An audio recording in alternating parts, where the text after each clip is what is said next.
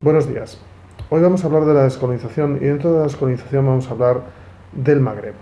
El Magreb, que en árabe significa literalmente Occidente, es precisamente eso, la parte más occidental del mundo islámico en África. Lo constituyen países como Libia, Túnez, Marruecos, Mauritania, Argelia y el territorio en disputa del Sáhara Occidental. ¿Qué características va a tener este proceso de descolonización? Bueno, pues va a tener la característica de que es un proceso en países algo más desarrollados que los del África Negra, porque algunos por su proximidad a Europa, particularmente Argelia o Túnez o el norte de Marruecos, pues se han ido civilizando, se han ido, digamos, constituyendo con una cierta industria que han hecho que el nivel de vida de sus habitantes sea más importante y más elevado que el del África Negra.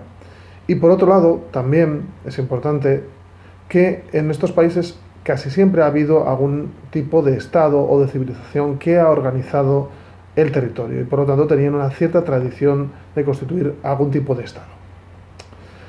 Aquí en el Magreb la cultura árabe se mezclaba con elementos del norte de África, particularmente por ejemplo en el caso de Argelia y de Marruecos con la cultura bereber, que tiene su personalidad propia. Y el tipo de Islam que practican las personas del norte de África en general es un Islam muy riguroso, muy fundamentalista, con apelaciones a una cierta intransigencia religiosa. Eso es debido a la historia que han tenido de enfrentamientos entre visiones religiosas distintas. Para el Magreb va a ser un ejemplo la lucha que va a tener Egipto.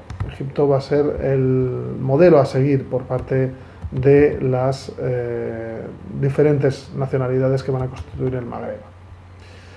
Sin embargo, el caso más paradigmático quiere decir el que sirve de ejemplo a todos, va a ser el de Argelia.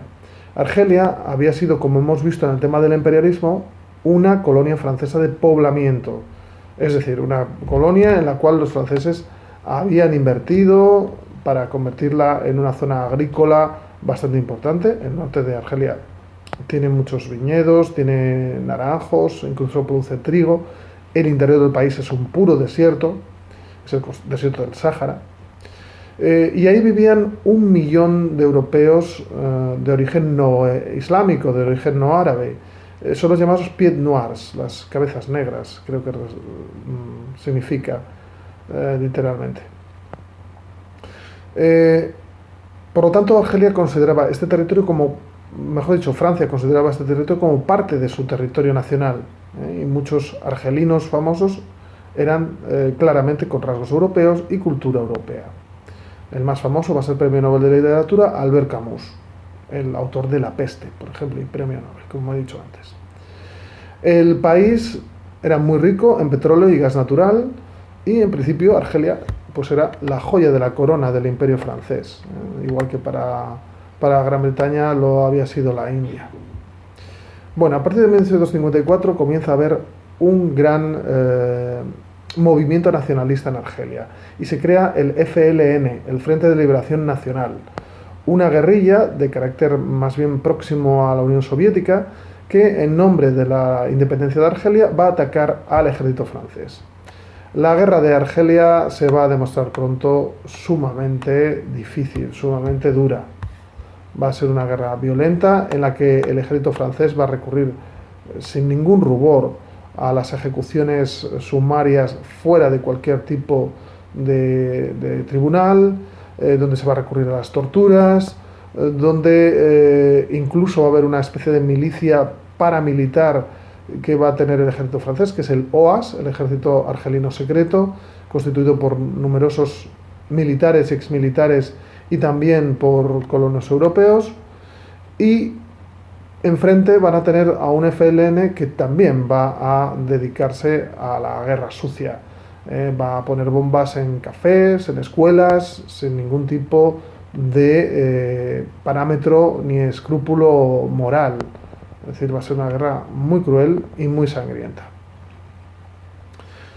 La guerra de Argelia va a tener dos características. Primero, que se va a alargar mucho en el tiempo, va a durar casi 10 años.